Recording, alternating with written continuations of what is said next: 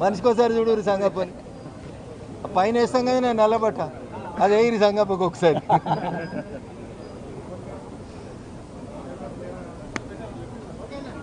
Media మిత్రులకు నమస్కారం.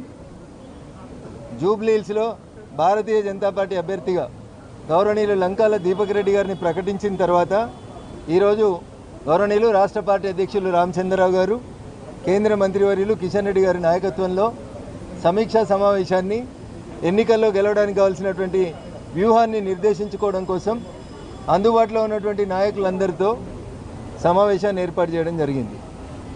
Jubilee hills ఉప ఎన్నిక భాగ్యనగరం భవిష్యత్తుని దృష్టిలో పెట్టుకొని భాగ్యనగరం బాగుండాలంటే, భాగ్యనగరంలో ప్రజల భవిష్యత్తు బాగుండాలంటే ఎంఐఎం గూండాల యొక్క అనుమతితో మనం బతకాల్సినటువంటి పరిస్థితులు భవిష్యత్తులో రావద్దంటే భాగ్యనగరంలో ఉన్నటువంటి ప్రజలు, ముఖ్యంగా జూబ్లీ హిల్స్ ఓటర్ మహాశయులందరూ కూడా ఆలోచించాలని సవినయంగా అప్పీల్ చేస్తూ ఉన్నాం. కన్నీళ్లతోటి ఒకరు, కట్టెలు పట్టుకొని ఇంకొకరు ప్రచారం చేస్తూ ఉన్నారు. కాబట్టి కన్నీరుకు కరిగిన, కట్టెలకు భయపడిన జూబ్లీ హిల్స్ భవిష్యత్తుతో పాటు ఈ భాగ్యనగరం భవిష్యత్తు మూసీ నదిలో కలవాల్సినటువంటి పరిస్థితి వస్తుంది. కాబట్టి ఆ కన్నీరు ఎప్పుడు వస్తూనే ఉంటుంది. కన్నీరు కారణం వేరున్నది, కట్టెలు పట్టుకొని తిరిగేటోళ్ళ కారణాలు కూడా మీకు తెలుసు. కాబట్టి మేము ఎవరి గురించి వ్యక్తిగతంగా మాట్లాడదలుచుకోలేదు. కానీ కన్నీళ్లకు కరిగిపోతే 3 సంవత్సరాల జూబ్లీ హిల్స్ భవిష్యత్తు గత 11 సంవత్సరాలు ఎట్లుందో ఇప్పుడు కూడా అట్లే ఉండిపోతుంది. కట్టెలకు భయపడితే కప్పాలు కట్టాల్సినటువంటి పరిస్థితి వస్తుందని ఛాయ్ బండలు కూడా చెప్పాల్సినటువంటి దుస్థితి ఉంది ఈ భాగ్యనగరంలో. అందుకని 1200 కోట్లు పెట్టినటువంటి కమాండ్ కంట్రోల్కి ఈ కట్టెలు పట్టుకొని దాదాగిరి చేసేటోళ్ళు కనబడతలేరు. భాగ్యనగరం భవిష్యత్తు ఆగం కావద్దంటే భారతీయ జనతా పార్టీ జూబ్లీ హిల్స్లో ఎట్లా గెలవాలి, ఎందుకు గెలవాలి అనేటువంటి విషయంలో సుదీర్ఘంగా చర్చించుకోవడం జరిగింది. మా అభ్యర్థి నామినేషన్ల చివరి రోజు అయినటువంటి 21వ తారీఖు రోజు తాను నామినేషన్ వేయబోతా ఉన్నారు. ఆ నామినేషన్ వేసేటువంటి కార్యక్రమం నుంచి ఓటరు మహాశయుల ఆలోచన విధానంలో ఎట్లా మార్పు తీసుకోవాలి, ఎట్లా మార్పు తీసుకురావాలనే విషయం లోపల సోషల్ మీడియాలో, కొన్ని యూట్యూబ్ ఛానళ్లలో భారతీయ జనతా పార్టీ గురించి, భారతీయ జనతా పార్టీ నాయకత్వం గురించి జరుగుతున్నటువంటి తప్పుడు ప్రచారాన్ని ఎప్పటికప్పుడు ఎట్లా ఖండించాలనేటువంటి విషయంతో పాటు పత్రికా యాజమాన్యాలకి, ఎలక్ట్రానిక్ ప్రింట్ మీడియా పెద్దలందరికీ కూడా మేము సగౌరవంగా చేసేటువంటి అప్పీల్ ఒకటే.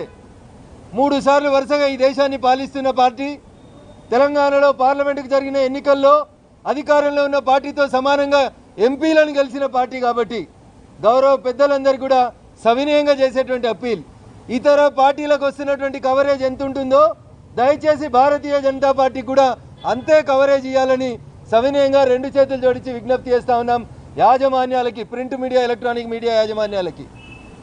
భవిష్యత్తు మాది, భవిష్యత్తులో భాగ్యనగరాన్ని పాలించేది మేము. ఈ దేశం మా చేతిలోనే సుభిక్షంగా ఉందని దేశమంతా నమ్ముతుంది. కాబట్టి తెలంగాణలో ఉన్నటువంటి మా పత్రికా యాజమాన్యాలు, ఎలక్ట్రానిక్ మీడియా యాజమాన్యాలు కూడా మా మాటను విశ్వసించాలి, మా నాయకత్వానికి అండగా ఉండాలని చెప్పి కూడా ఈ సందర్భంగా అప్పీల్ చేస్తూ ఉన్నాం. సోషల్ మీడియాలో తప్పుడు వార్తలు, తప్పుడు సర్వేలు వస్తున్నాయి. వీళ్ళకి ఇంత ఓటింగ్ వచ్చింది, వాళ్ళకి అంత ఓటింగ్ వచ్చిందని. అరే క్యాండిడేట్ డిక్లేర్ అయ్యి 24 గంటలు కాలే. వారి మీరు సర్వే ఎప్పుడు రాత్రి, మీరు సర్వే ఎప్పుడు ఎత్తిరి, ఎవరిని అడిగితిరి, ఏసీ రూమ్లో కూర్చొని సర్వే రిపోర్ట్లు రాస్తురో దయచేసి పార్టీల ఇమేజ్ని డ్యామేజ్ చేసేందుకు ఇట్లాంటి తప్పుడు వార్తలు ఎవరు కూడా ప్రసారం చేయొద్దని మీడియా మిత్రులకి, ఆ యూట్యూబ్ ఛానల్ మిత్రులకు కూడా సవినయంగా అప్పీల్ చేస్తూ ఉన్నాం. 4వ స్తంభం మీరు, ప్రజాస్వామ్యాన్ని కాపాడాల్సిన వాళ్ళు మీరు కూడా ఇట్లా చేస్తే బాగుండదేమో అనేది ఒకసారి ఆలోచించమని అప్పీల్ చేస్తూ ఉన్నాం.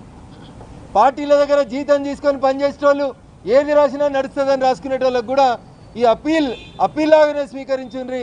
వ్యక్తిగతంగా మేము ఎవరిని ఇన్సల్ట్ చేయదలుచుకోలేదు. కాబట్టి దయచేసి ప్రతి అంశాన్ని భారతీయ జనతా పార్టీ నాయకత్వం గమనిస్తూ ఉంది. మీరు రాసే తప్పుడు వార్తలు, మీరు వేసే తప్పుడు సర్వేలు, మీరు మా పార్టీని డ్యామేజ్ చేయాలని చూసేటువంటి ప్రతి అక్షరం బరాబర్ గుర్తుంటుంది. ఇవాళ మేము అధికారంలో లేకపోవచ్చు, మీ మీద చర్యలు తీసుకునే శక్తి భగవంతుడు మాకు ఇవ్వలేకపోవచ్చు. కానీ భూమి గుండ్రంగా